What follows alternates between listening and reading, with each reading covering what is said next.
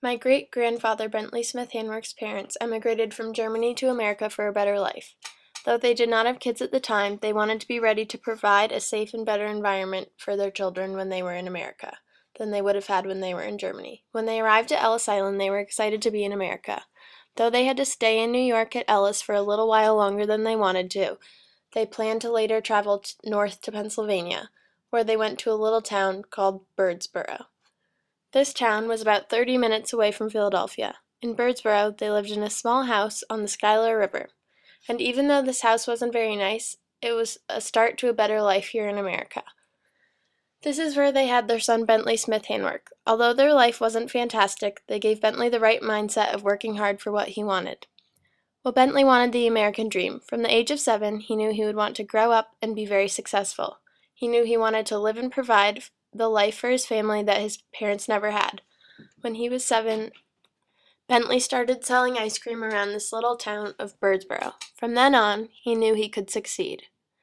Without a college education, Bentley went on at age 17 to work in a steel factory. There, he worked on the insulators that went on the top of telephone poles. These insulators were made out of glass, and they helped to make sure the electricity kept the telephone poles running. He was so committed and good at his job that eventually he became vice president. Things just kept looking better for Bentley. He eventually moved on to the headquarters of Joslin Manufacturing Co. in Chicago, Illinois, to work on the telephone poles there. In Illinois, he became the president of the company and brought the employees happiness by successfully introducing the idea of profit share. After working at Joslin for many years, my great-grandfather was very successful.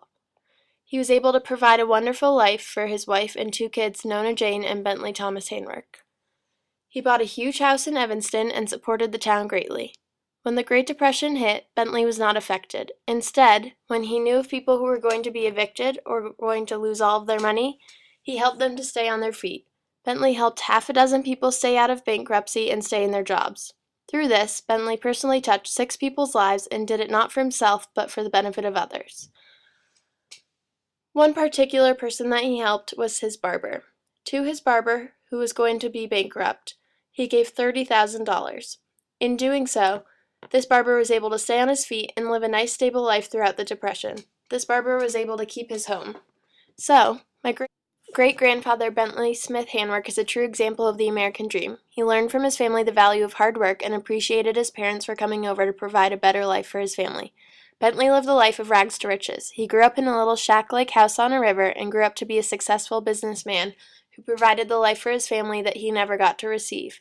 He helped his children through life, and he also helped his fellow citizens by keeping them from becoming homeless.